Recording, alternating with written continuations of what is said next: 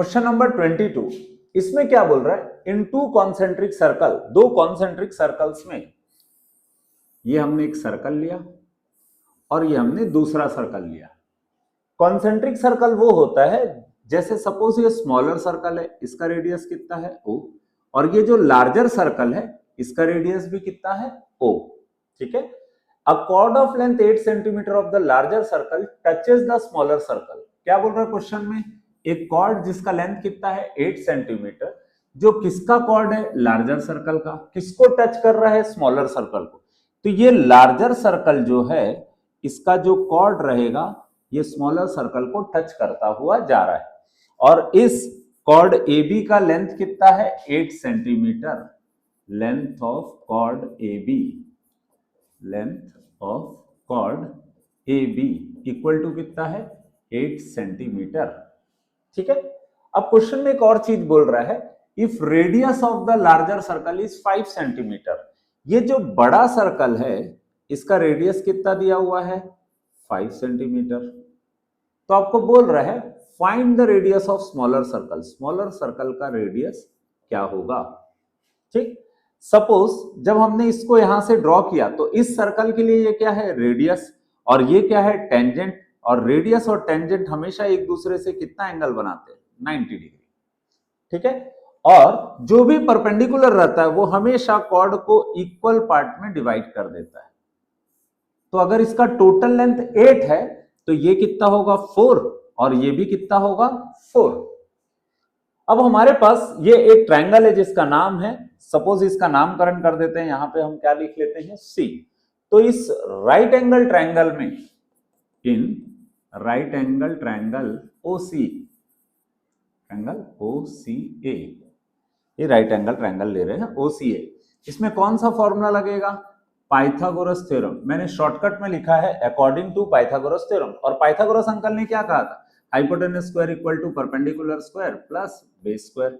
यहां पे हाइपोटेनस क्या होगा हमारा, ये जो है ये क्या है बड़े सर्कल का radius that is 5 centimetre, perpendicular क्या है हमारा R, बेस क्या है हमारा 4, तो 25 का square 25 equal to R square, 4 का स्क्वायर 16, तो R स्क्वायर इक्वल टू कितना होगा 25 minus 16, R square equal to होगा 9, और 9 को हम लिख सकते हैं 3 का स्क्वायर, R इक्वल टू कितना होगा 3।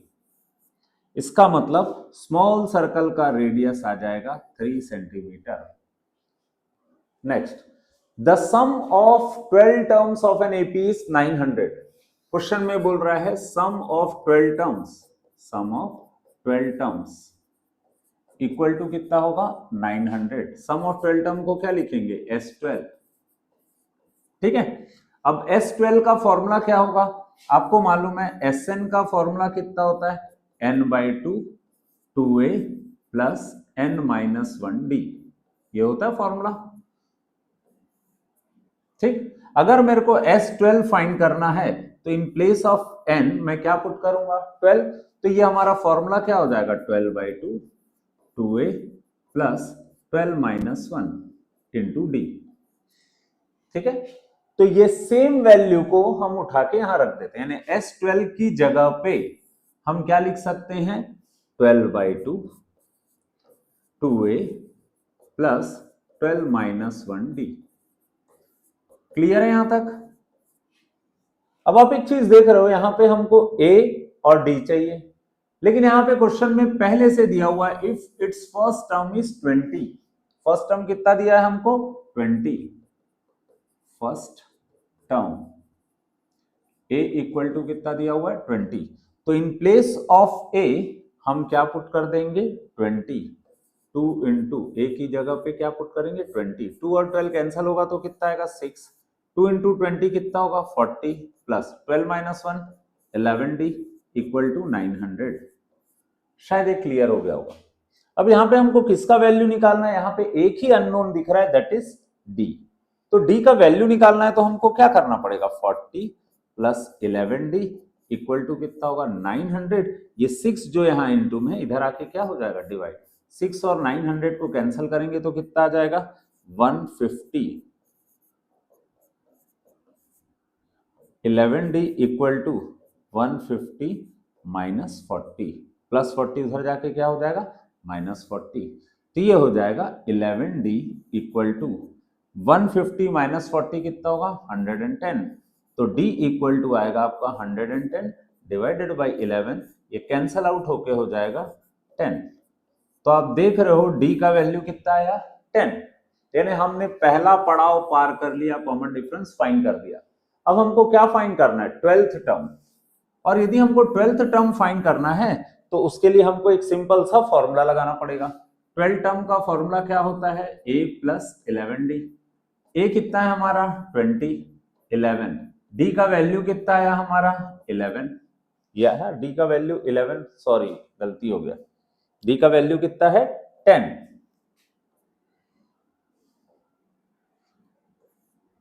ठीक है, अब क्या करेंगे 20 प्लस 11 इंटू 10 कितना होगा 110, तो हमारा 12th टर्म आ जाएगा 110 प्लस 20 130, और इसी के साथ हमने d भी फाइंड कर लिया और हमने 12th टर्म भी फाइंड कर दिया है। क्वेश्चन नंबर 23 में बोल रहा है sum of first n term is represented by, sum of n term कितना दिया है 6n माइनस n स्क्वायर। अगर मेरे को इसको आगे सॉल्व करना है तो मैं n का सबसे पहले वैल्यू क्या कंसीडर करूंगा 1, तो ये हमारा फॉर्मूला क्या हो जाएगा n के प्लेस पे क्या पुट किया हमने 1, 6 n के प्लेस में 1 माइनस 1 का स्क्वायर, तो ये हो जाएगा 6 इंटू 1 6, 1 का स्क्वायर 1 और 6 माइनस 1 क्या होगा 5। ये जो S1 है S1, इसका मतलब क्या होता है सम ऑफ वन टर्म, और आपको मालूम है ये बचपन से आप पढ़ रहे हो एक टर्म का सम कभी नहीं हो सकता। जैसे 5 का हम सम कर सकते हैं क्या, नहीं, 5 का सम अगर करना है तो 5 के साथ कोई ना कोई एक नंबर चाहिए, तो 5 प्लस 2 लिख सकते हैं तो सम हो सकता है, 5 प्लस 3 लिखेंगे तो सम हो सकता है, सिंगल वैल्यू का सम कभी नहीं होता। इसीलिए सम ऑफ वन टर्म अपने आप में एक गलत स्टेटमेंट है, पर अकॉर्डिंग टू फॉर्मूला ये सही है। तो सम ऑफ वन टर्म को हम क्या लिख सकते हैं एक टर्म का सम, और वो एक अकेला टर्म कौन सा होगा फर्स्ट टर्म, तो S1 को हम लिखेंगे A1, इसका मतलब हमारा A1 का वैल्यू आ गया 5, यानी हमने क्या फाइंड कर लिया फर्स्ट टर्म फाइंड कर लिया। अब हम n इक्वल टू क्या लेंगे 2, तो क्या हो जाएगा जैसे हमने S1 लिया था वैसे ही अब हम क्या लेंगे S2, तो in place of n again n की जगह पे क्या आ जाएगा 2, इस n की जगह पे क्या आ जाएगा 2, तो 6 2 जा कितना होगा 12, 2 का स्क्वायर कितना होगा 4, तो S2 इक्वल टू 12 माइनस 4 कितना होगा 8। अब जब हम S2 की बात करें तो S2 क्या होगा सम ऑफ टू टर्म्स, ये तो लॉजिकल लग रहा है, सम ऑफ टू टर्म मतलब दो टर्म का सम निकाल सकते हैं, और ये दो टर्म क्या क्या होंगे हमारे first term as well as second term. ठीक है, तो हम सम ऑफ टू टर्म के प्लेस पे क्या लिख सकते हैं A1 plus A2 that is sum of two term. A1 का वैल्यू कितना है 5, तो हम A2 फाइंड कर सकते हैं क्या, ये प्लस 5 को उठा के इधर ले गए तो हमारा A2 आएगा 8 माइनस 5, A2 इक्वल टू हो जाएगा 3। ठीक है, तो हमारा A2 आ गया, लेकिन हमको क्वेश्चन में क्या फाइंड करने बोल रहा था कॉमन डिफरेंस, और कॉमन डिफरेंस का फॉर्मूला क्या लगाते हैं D equal to A2 minus A1। A2 का वैल्यू कितना है 3, A1 का वैल्यू कितना है 5, तो हमारा D आ जाएगा -2, यही हमको फाइंड करना था। ठीक है बच्चों, sine A minus B equal to half दिया हुआ है, sine A minus B equal to कितना दिया हुआ है हाफ, तो आपको मालूम है कि अगर हम 1/2 का वैल्यू फाइंड करें तो साइन 1/2 का वैल्यू कितना होगा 30 डिग्री में, साइन का वैल्यू 1/2 का साइन 30 डिग्री में, तो अब इन दोनों को अगर हम कंपेयर करें तो A माइनस बी किसके इक्वल आएगा 30 डिग्री के, इसको कंसिडर करते हैं फर्स्ट इक्वेशन। सिमिलरली अब हमारे पास दूसरा इक्वेशन क्या है cos A plus B equal to 1/2, cos A plus B equal to कितना है 1/2।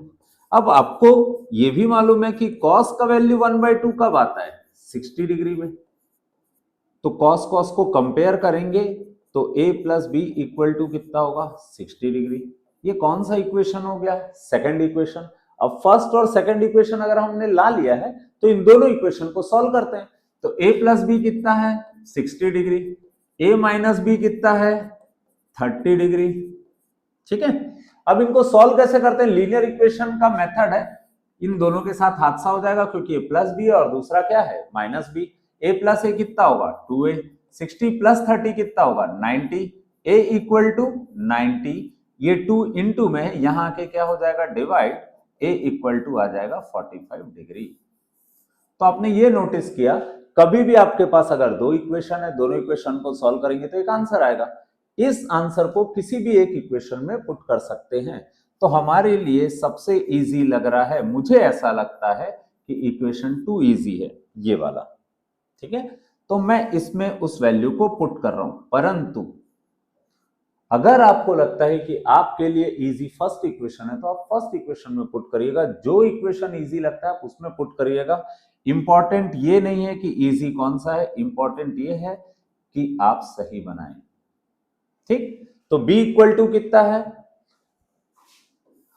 उसके लिए हमको थोड़ा सा फिर एक ट्रांसफर करना पड़ेगा। b इक्वल टू कितना होगा 60 डिग्री माइनस 45 डिग्री, तो b इक्वल टू आ जाएगा 15 डिग्री। तो आप यहां पे नोटिस कर रहे हो आपका a कितना है 45 डिग्री और b कितना है 15 डिग्री। ठीक, अभी तक हमने इसके आगे की कहानी नहीं देखी थी। यहाँ पे क्या लिखा हुआ a is greater than b, तो ऐसा हो रहा है कि यहाँ पे a b से बड़ा है, ऑब्वियसली बड़ा है। a का वैल्यू 45 है, b का वैल्यू 15 है, मींस a b से बड़ा है। साथ ही साथ एक चीज और इसने लिखा है a प्लस बी का वैल्यू 0 से ज्यादा होना चाहिए, तो a प्लस बी का वैल्यू कितना है 60, तो 60 0 से तो ज्यादा है। पर a प्लस बी किससे कम होना चाहिए 90 डिग्री से, तो आप देख रहे हो a प्लस बी 90 डिग्री से कम है क्योंकि ये कितना है 60 डिग्री। इसका मतलब इस इक्वेशन को सॉल्व करेंगे, सिंप्लीफाई करेंगे तो a का वैल्यू आएगा 45 डिग्री, b का आएगा 15 डिग्री। नेक्स्ट फाइंड करना है calculate the mode of the following distribution. आपको मालूम है मोड अगर फाइंड करना है तो आपका पहला कंसंट्रेशन होना चाहिए हाईएस्ट फ्रीक्वेंसी पे। तो यहाँ पे आप देख रहे हो हाईएस्ट फ्रीक्वेंसी कौन सा है 15, हाईएस्ट फ्रीक्वेंसी कौन सा है 15। तो जो हाईएस्ट फ्रीक्वेंसी रहता है उसको हम क्या कंसिडर करते हैं f1, और हाईएस्ट फ्रीक्वेंसी के क्लास को हम बोलते हैं मॉडल क्लास। ये क्या होता है हमारा मॉडल क्लास। अब इस मॉडल क्लास में ये हो गया हाईएस्ट फ्रीक्वेंसी और इसके प्रीसीडिंग फ्रीक्वेंसी को बोलते हैं f0 और इससे सक्सीडिंग फ्रीक्वेंसी को बोलते हैं f2। अब इस टेबल में हमको क्या फाइंड करना है मोड, और मोड फाइंड करने का फॉर्मूला क्या रहता है आपको मालूम है, मोड इक्वल टू क्या होगा L plus f1 minus f0 2f1 minus f0 minus f2 into h। L क्या होता है लोअर लिमिट, यहां लोअर लिमिट कितना है 15 प्लस f1 का वैल्यू कितना है 15, f0 का वैल्यू कितना है 6, 2 इंटू 15 माइनस 6 माइनस 10 क्योंकि f2 है 10। h यानी क्या होता है क्लास साइज, s यानी क्या होता है क्लास साइज। यहाँ साइज हम कैसे निकालते हैं करस्पॉन्डिंग इंटरवल को माइनस करके। तो आप यहाँ पे हाईएस्ट 20 है मॉडल क्लास में और लोएस्ट 15 है, 20 और 15 को माइनस करेंगे तो आएगा 5, तो आपका क्लास साइज हो जाएगा 5। और आप इसको ऐसे भी कैलकुलेट कर सकते हो, देख रहे हो आप हर जगह इंटरवल 5 का है तो इसका क्लास साइज होगा 5।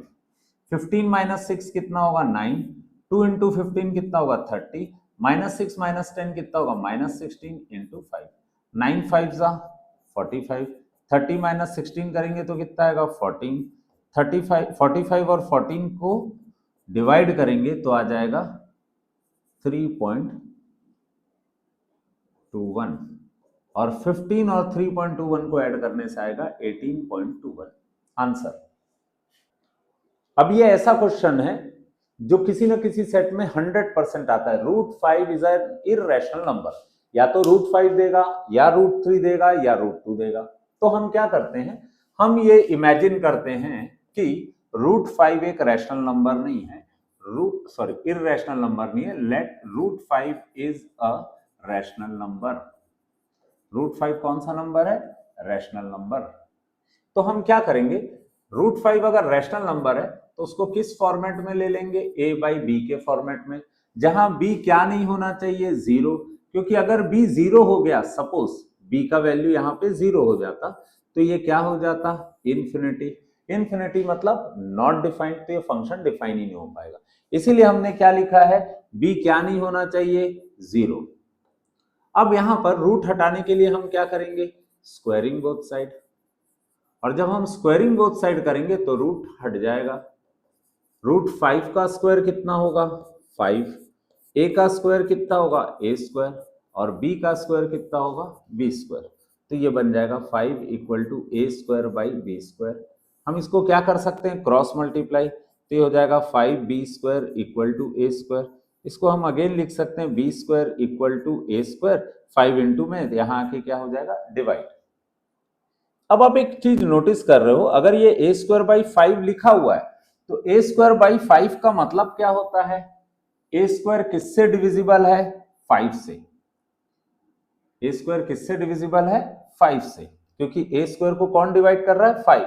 हम इसको लिख सकते हैं a² is divisible by 5।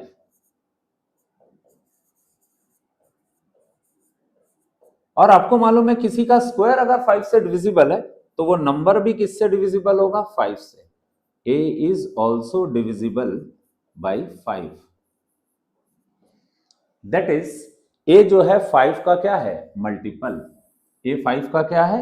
Multiple. अगर a 5 का मल्टीपल है, क्योंकि 5 से डिवाइड हो रहा है, तो 5 का मल्टीपल है तो हम उसको क्या लिख सकते हैं? 5 का मल्टीपल मतलब 5 into certain number, that is m। Again हम क्या करते हैं? Squaring both side. और स्क्वायरिंग करने से क्या होगा? a का स्क्वायर a², 5 का स्क्वायर 25, m का स्क्वायर m²। हमने ऐसा लिख दिया, तो ये हो जाएगा a², 5 का स्क्वायर 25, m का स्क्वायर 25 m²।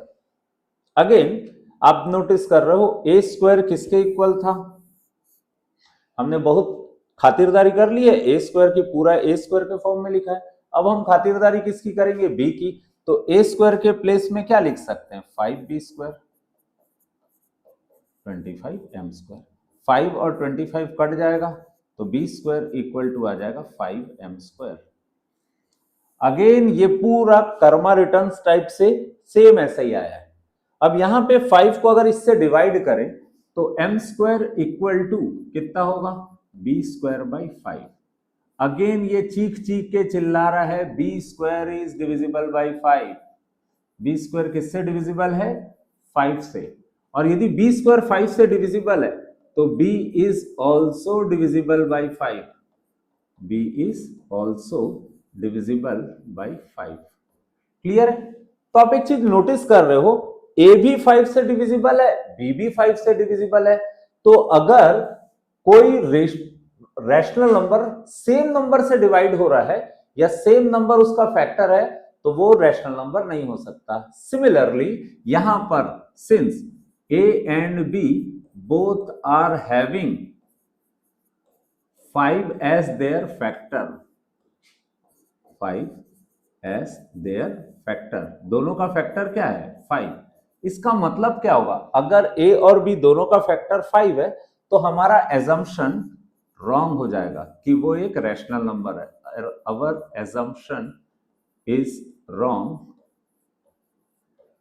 इसका मतलब दैट इज √5 कौन सा नंबर है? एक रैशनल नंबर नहीं है। इसका मतलब वो कौन सा नंबर है? Irrational number. ठीक है। नेक्स्ट कोऑर्डिनेट ज्योमेट्री का एक क्वेश्चन है, find the ratio in which the y axis divide the line segment. y axis line segment को डिवाइड कर रहा है और लाइन सेगमेंट बन किससे रहा है? Joining the 2 point 4 - 5 and -1 2। इसका मतलब अगर हम 1.4 - 5 कंसिडर करें और दूसरा पॉइंट क्या कंसिडर करें? b, that is -1, 2। क्वेश्चन में बोल रहा है हमारे पास दो कोऑर्डिनेट है, एक क्या है? a है और एक क्या है? b है। इसको एक लाइन सेगमेंट क्या कर रहा है, डिवाइड कर रहा है। सॉरी, ये लाइन सेगमेंट है, इसको एक एक्सिस डिवाइड कर रहा है, और वो जो एक्सिस है वो कौन सी एक्सिस है, वाई एक्सिस। इसका मतलब ये जो पॉइंट P है, पॉइंट P वो किस में लाई कर रहा है, लाइज इन वाई एक्सिस। ये जो हमारा वाई एक्सिस है वो इस लाइन सेगमेंट को कट कर रहा है। कट कर रहा है मतलब किसी पॉइंट पे कट कर रहा होगा, और वो जो पॉइंट P है वो किस में लाई कर रहा है, वाई एक्सिस में।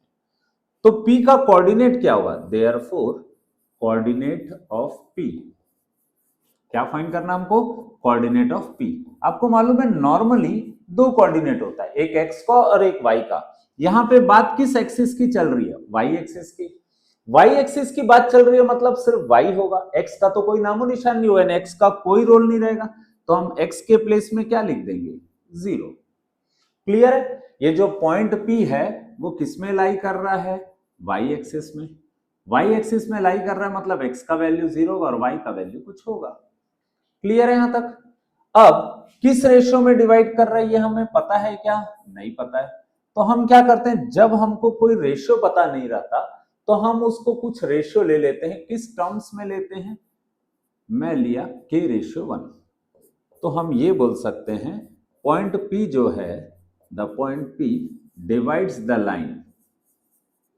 ये लाइन सेगमेंट को क्या कर रहा है, डिवाइड कर रहा है, डिवाइड्स द लाइन सेगमेंट। किस रेशियो में डिवाइड कर रहा है, इन द रेशियो k/1। ठीक है, आप चाहो तो m/n भी ले सकते हो। मुझे ऐसा लगता है कि जितना अननोन कम होगा उतना हमको बनाने में इजी होगा। ठीक है, अब इसको सॉल्व कैसे करते हैं, जैसे अगर मेरे को वैल्यू निकालना है तो ये अननोन दिया हुआ है, तो हम सबसे पहले P का कोऑर्डिनेट निकालते हैं। उसके लिए हमको किसका यूज करना पड़ेगा, सेक्शन फॉर्मूला का। और आपको मालूम है सेक्शन फॉर्मूला का यूज कैसे करते हैं, अगर हमको x का वैल्यू निकालना है तो k को किससे मल्टीप्लाई करना पड़ेगा, इस x से, और 1 को किससे मल्टीप्लाई करना पड़ेगा, इधर के x से। दैट इज ये k किसके साथ मल्टीप्लाई हो रहा है, -1 के साथ, और ये जो 1 है यहां पर ये किसके साथ मल्टीप्लाई हो रहा है, 4 के साथ, डिवाइडेड बाई k+1। ठीक है यहां तक। और ये क्या लिखा हुआ है, x का कोऑर्डिनेट। यहां पे x का वैल्यू क्या है, 0, तो हम x की जगह क्या लिख देंगे, 0, सिंस x इक्वल टू 0। तो हम x की जगह क्या लिख दिए, 0। ये मल्टीप्लाई करेंगे तो कितना आएगा, -k। 1 को 4 से मल्टीप्लाई करेंगे तो 4 अपॉन कितना होगा, k+1। ठीक है, अब इस जो k+1 है इसको क्रॉस मल्टीप्लाई करें, k+1 को 0 से मल्टीप्लाई करेंगे तो कितना आ जाएगा, 0। k+1 को हमने किससे मल्टीप्लाई किया, 0 से, तो ये पूरा का पूरा 0 हो जाएगा। और यहाँ पे क्या आ जाएगा, -k+4। यहाँ किसका वैल्यू फाइंड करना हमको, k का। जिसका वैल्यू फाइंड करना रहता है वो हमेशा क्या रहना चाहिए, पॉजिटिव। लेकिन ये बेचारा क्या है, नेगेटिव। और नेगेटिव को हम पॉजिटिव कब कर सकते हैं, जब उसको ट्रांसफर कर दे, तो -k इधर आ जाएगा तो क्या होगा, +k, तो k इक्वल टू आ जाएगा 4। इसका मतलब ये जो पॉइंट P है वो उसको किस रेशियो में डिवाइड कर रहा था, k/1। और k का वैल्यू हमने कितना फाइंड किया, 4, तो किस रेशियो में डिवाइड कर रहा है, 4/1। तो हम लिख सकते हैं therefore the point P divides the line segment in the ratio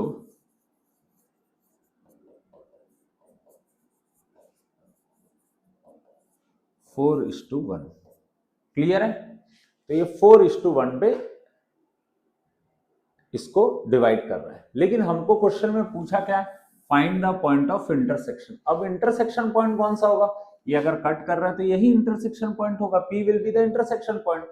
इसमें एक का वैल्यू तो मालूम है, अब दूसरा y पता नहीं है। पता करने के लिए हमको क्या करना पड़ेगा, थोड़ा सा मेहनत करना पड़ेगा।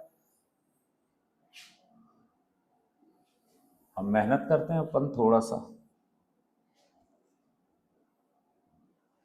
ठीक है, अब इसको मेहनत करने के लिए हम क्या करते हैं,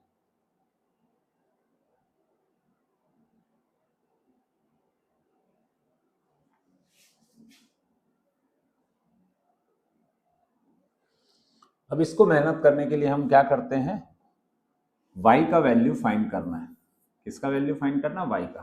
तो ये जो 4 है अब किससे मल्टीप्लाई होने जाएगा? y की वैल्यू से। यहां y का वैल्यू क्या है?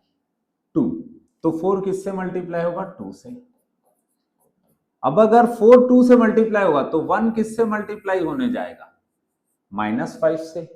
तो हम यहां लिखेंगे 1 इंटू -5 डिवाइडेड बाई 4 + 1। सिंपल। अब इसको सिंप्लीफाई करो और y का वैल्यू आ जाएगा।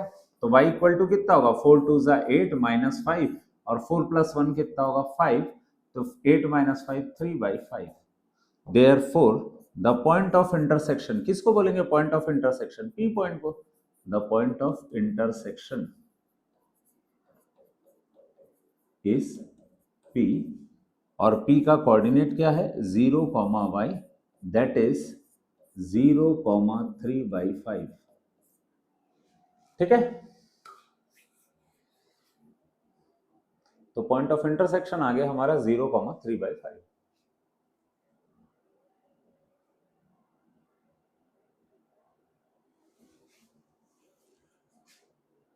क्वेश्चन में ये बोल रहा है एक लाइन है, वो एक लाइन सेगमेंट को डिवाइड कर रहा है। तो हम क्या करते हैं? हम पहले एक लाइन सेगमेंट ड्रॉन करते हैं। इसके दो कोऑर्डिनेट है। एक कोऑर्डिनेट कितना होगा? -2 -1 और दूसरा कोऑर्डिनेट क्या होगा? b का 3,5। अब क्वेश्चन में आपको ये बोल रहा है एक लाइन इसको इंटरसेक्ट करती हुई जा रही है, ठीक, और उस लाइन का नाम क्या है? 4x + y = 4। किस पॉइंट पे इंटरसेक्ट कर रही है? P पॉइंट पे। ठीक है। किस रेशियो में इंटरसेक्ट कर रही है पता नहीं, हमेशा हम रेशियो क्या लेंगे? k/1। और ये जो पॉइंट P है जहां पे इंटरसेक्ट कर रही है, यहां के भी कुछ कोऑर्डिनेट होंगे। एक x कोऑर्डिनेट होगा और एक क्या होगा? y coordinate. अब ये x और y कोऑर्डिनेट ने पॉइंट P हमको निकालना है, तो हम k को सबसे पहले किससे मल्टीप्लाई करेंगे? 3 से। k को किससे मल्टीप्लाई करेंगे? 3 से।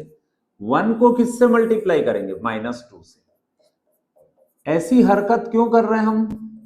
क्योंकि अगर हमको x का वैल्यू निकालना है तो इसको x से मल्टीप्लाई करना पड़ेगा और इसको भी x से मल्टीप्लाई करना पड़ेगा, लेकिन हमेशा याद रखना क्रॉस मल्टीप्लाई करना। k को इस तरफ वाले x कोऑर्डिनेट से मल्टीप्लाई करना पड़ेगा और 1 को इस तरफ वाले 2 से मल्टीप्लाई करना पड़ेगा। ठीक है। और इक्वल टू हम क्या लिखेंगे? x। तो x का कोऑर्डिनेट क्या आ गया? 3k - 2 upon k + 1। ठीक है। तो यहां पर इस पॉइंट पे कोऑर्डिनेट आ गया x का 3k - 2 अपॉन k + 1। अब सिमिलरली अब हम किसका वैल्यू निकालेंगे? y का। तो अब इस k को किससे मल्टीप्लाई करेंगे? इसके y कोऑर्डिनेट से, k × 5। और 1 को किससे मल्टीप्लाई करेंगे? -1 से। अपॉन क्या लिखेंगे? k + 1। तो y का कोऑर्डिनेट कितना आ गया? 5k - 1 upon k + 1। अब ये जो वैल्यू आया इसको तो हम आगे सॉल्व नहीं कर सकते, है ना। इसको इन दोनों को ना प्लस कर सकते ना माइनस, इन दोनों को भी माइनस नहीं कर सकते। तो ये हम लाए क्यों हैं? ये जो पॉइंट P है ये और किस में लाई कर रहा है? इस स्ट्रेट लाइन में लाई कर रहा है। तो हम ये कह सकते हैं the point P lies on the line. किस लाइन पे लाई कर रहा है? 4x + y = 4। ठीक है। तो ये पॉइंट P किस पे लाई कर रहा है? इस लाइन पे भी लाई कर रहा है। अगर इस लाइन पे लाई कर रहा है तो इस इक्वेशन को क्या करेगा? सेटिस्फाई करेगा। अब आप देख रहे हो 4 × x का वैल्यू कितना है? 3k - 2 upon k + 1 plus y का वैल्यू कितना है? 5k - 1 upon k + 1 = 4। ठीक है। हमने क्या किया? इस पॉइंट P की वैल्यू जो इस लाइन से भी पास हो रहा है तो x की जगह वैल्यू पुट कर दी और y की जगह वैल्यू पुट कर दिए जो हमने यहां से फाइंड किया था। ठीक है। अब इसको कैसे सॉल्व करेंगे? 4 × लिखा है तो 4 को हम पहले किससे मल्टीप्लाई करेंगे? 3k से। 4 × 3k कितना होगा? 12। फिर 4 को 2 से मल्टीप्लाई करेंगे तो कितना होगा? -8 upon k + 1 plus 5k minus 1 upon k plus 1। यहां तक क्रिस्टल क्लियर हो गया होगा कि हमने किया क्या है, ठीक है। अब यहां पर हमको कोई भी चीज फ्रैक्शन में रहता है तो हमारे मन में ये बात क्लियर रहनी चाहिए कि वो हमेशा किससे बनेगा, एलसीएम से। तो यहां पर एलसीएम कितना आ जाएगा, दोनों का डिनोमिनेटर सेम है तो एलसीएम कितना आएगा, k प्लस 1। और जब भी डिनोमिनेटर सेम रहता है तो ऊपर की वैल्यू को, दैट इज न्यूमरेटर की वैल्यू को as it is note down कर लेते हैं, ठीक है। अब ये k प्लस 1 कहां जाएगा, क्रॉस मल्टीप्लाई होगा। 12k प्लस 5k कितना होगा, 17k। -8 माइनस 1 कितना होगा, -9। और 4 किससे मल्टीप्लाई होगा, k प्लस 1 से। 4 जब k से मल्टीप्लाई होगा तो कितना होगा, 4k प्लस 4, और इधर हो जाएगा 17k माइनस 9। अब हमको k का आंसर लाना है लेकिन जगह कम पड़ रही है, हम थोड़ा सा इसको मिनिमाइज कर लेते हैं क्योंकि अभी फिलहाल इसकी जरूरत नहीं है, तो हम इसको थोड़ा सा मिनिमाइज कर लेते हैं क्योंकि हमको ज्यादा जगह की अब जरूरत नहीं है। हमको किसका वैल्यू निकालना है, k का। तो k को एक जगह ला देते हैं, देखो k यहां पर भी है, k यहां पर भी है। हम क्या लिखते हैं, 17k प्लस 4k, इधर आके क्या होगा, -4k। ये जो -9 है ट्रांसफर होगा तो +9, 9 प्लस 4 13, 17 माइनस 4k 13, तो k इक्वल टू कितना होगा, 13/13, k इक्वल टू कितना होगा, 1, ठीक है। तो आप देख रहे हो यहाँ पे k का वैल्यू अगर हम 1 ले तो ये इसको किस रेशियो में डिवाइड करेगा, 1:1। तो हम लिख सकते हैं therefore the point divides the line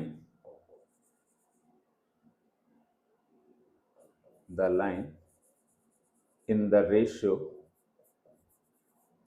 k:1, that is k की वैल्यू क्या लिखेंगे, 1:1 में डिवाइड कर रहे हैं, ठीक है।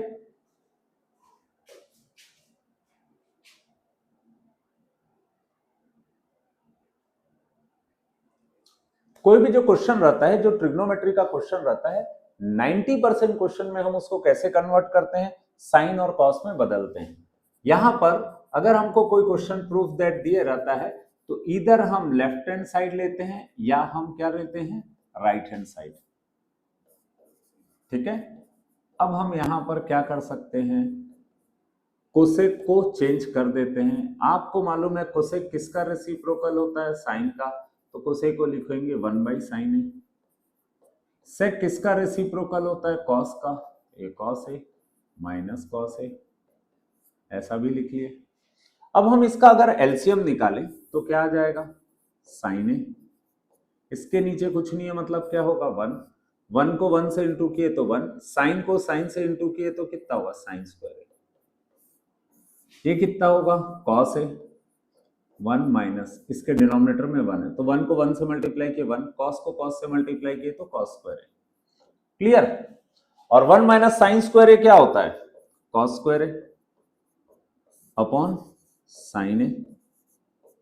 1 माइनस कॉस स्क्वायर है, साइन स्क्वायर है अपॉन कॉस है, क्लियर हो गया होगा।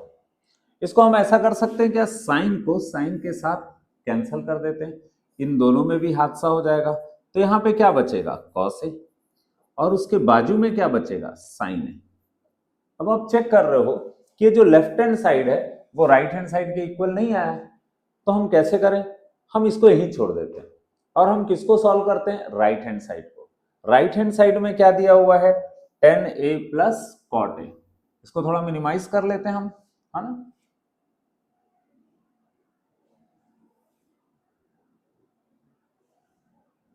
ठीक है, अब अपन इसको सिंप्लीफाई करते हैं राइट हैंड साइड को, और राइट हैंड साइड में क्या दिया हुआ है, 1/tan a plus cot a।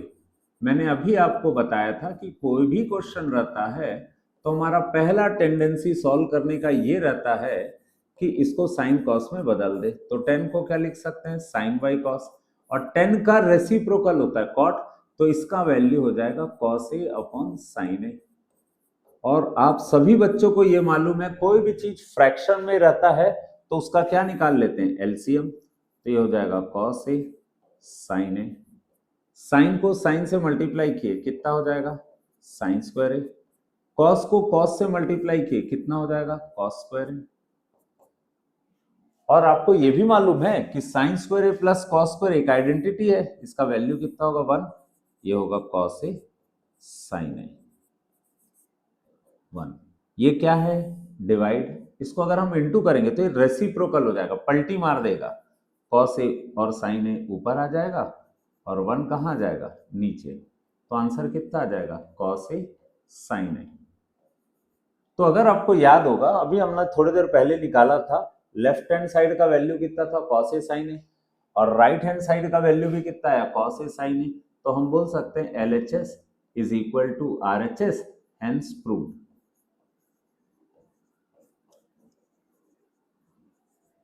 ठीक है।